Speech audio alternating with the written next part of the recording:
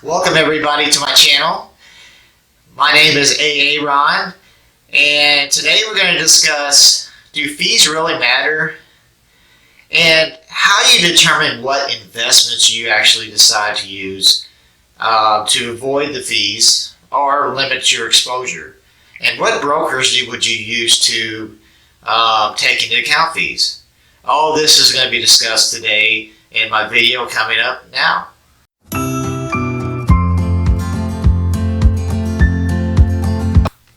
So the number one fee that I'm going to discuss today is the load or no load fees, and then the expense ratio. So I'll go through both of these in more detail. So the load, no load, when you actually buy mutual funds, you have a front, sometimes you have a front and a back load on some of these funds. And this could be, I've seen crazy as like 5% front and back load funds. So this could really eat up on returns. So let's say you buy a mutual fund, you pay on the front end, you pay 5% up front, you're losing that amount of money to compound on your returns. And in the back end, you can actually lose 5%. So you've gained all those money in returns and balances throughout 20 years. They'll take 5% off of that. So there's different percentage here. I recommend you stay away from the loaded funds and go towards the no load funds. And then you have the expense ratios. Now, ETFs and mutual funds have expense ratios, and stocks do not have expense ratios. So usually you can buy an index mutual fund as low as 0.03%, and you may get a little more percentage based on certain sectors that you actually invest in. So that's usually the percentage you're looking for. You want low expense ratios. Usually you get active managed funds. I've seen from 1 to 2%, and they really eat up on the returns every year because you're losing that ability for that 1 to 2% to compound over time.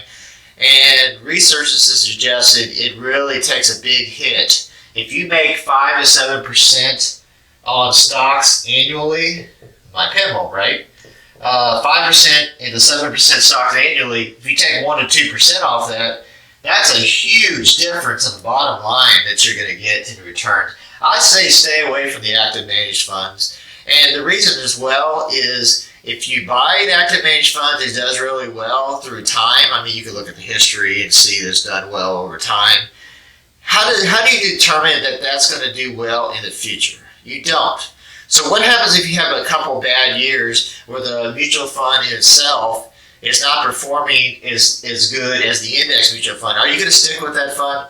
See, that's when you get into consideration. You start getting to the emotional part of investing. You don't want to get into the emotional part of investing. My opinion is stay away from the active managed funds. Now, I'm not saying stay away from all active managed funds, but take this in consideration. When you look at the expense ratios, really understand what you're investing in. This is a very important metric. So that's the no loads and loads and expense ratios. So the second fee is commissions.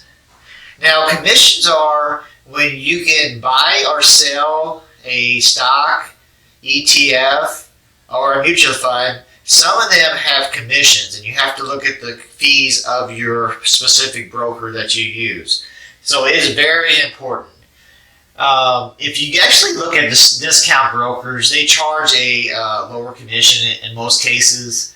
TD Ameritrade charges at $6.95. Charles Schwab charges $4.95. Now, of course, when I have this video, things can change from 5 years out, and it could be, a lot lower than this. If you look at brokers like Robinhood, which I use, and I'll link below to a referral that you can get a free trade if you want to try that out.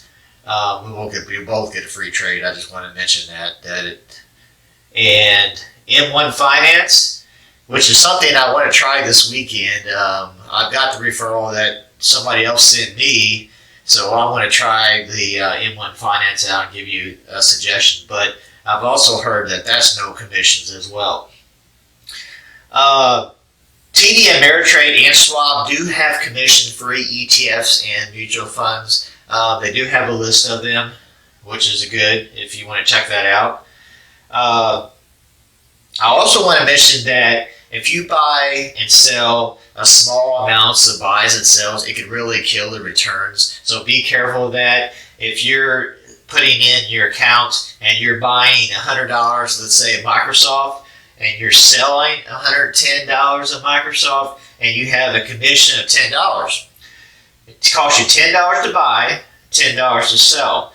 So if you do the math, your return is going to be negative $10. So you really got to take this into consideration. If you're buying small amounts like this, you want to pick a platform like Robinhood or M1 Finance that you wouldn't have to pay fees on. So it's very important that you look at this consideration. So that is the commissions, which is very important. So the third type of fee is the bid-ask spread. Now the bid-ask spread is the spread between what you buy and sell either a stock or an ETF. And what happens is the market maker, which is usually a broker that actually takes your trade, they initiate the trade. Okay, and this could be like TD Ameritrade or Charles Schwab or Merrill Lynch, and they primarily make the money off of the trade. Most people don't know this, and a lot of times this is very small amount, but it could be something to watch out for when you start investing. So what we'll start out with is they are two different types of liquidity. You have high liquidity and you have low liquidity. And your high liquidity is stocks that trade a lot. They are usually large cap stocks like Microsoft and Apple. And I gave you an example right here. With Microsoft, you have a bid price of $140 and an ask price of $140.01. Okay, so the spread is 0.7% spread. And when you actually buy, let's say, a stock like Microsoft, you buy the stock at the ask price, so the $140.01 is your ask price. Now, if, let's say, a year later, and this is the same bid-ask spread, then you would sell your stock at the bid price at $140. So basically, that's where the 1 penny spread comes into effect in this example, and the market maker actually gets the profit from this spread. So if you're trading millions and millions of shares, they are making quite a bit of money just by this little bitty spread here. Okay. Now another example is you would have a low liquidity stocks. These are just generally like penny stocks where they have a wide margin on their bid-ask spread. So for instance, you have a bid price of 20 cents and an ask price of 25 cents. And this spread is 20% spread. So this is something you really got to be careful about when you're buying either a stock. Now I've also seen this on ETFs as well, where they don't trade too much. And you really want to find a stock or ETF that trades a lot, trades often, and has millions and millions of shares traded hands. So that way you don't make this mistake and look at this. So I would keep an eye on this bid-ask spread for either your stocks or your ETFs. Now, mutual funds, they don't have any bid-ask spread.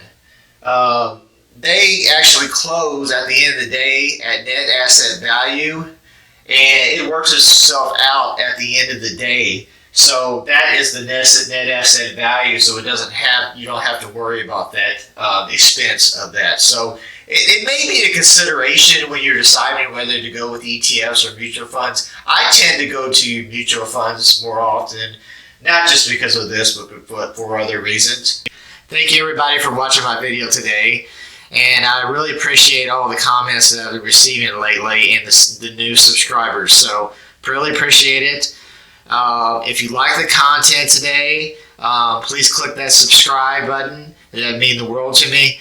And also like the video as well. And if you have any comments or questions, or what you want me to talk about in future videos, let me know, and we'll discuss it then, because we're always learning, and I'm glad to help any beginners out, because I was once a beginner. So my ultimate goal is to help you guys out, learning, investing, and I learn as well. So I appreciate you guys, and we'll see you next time.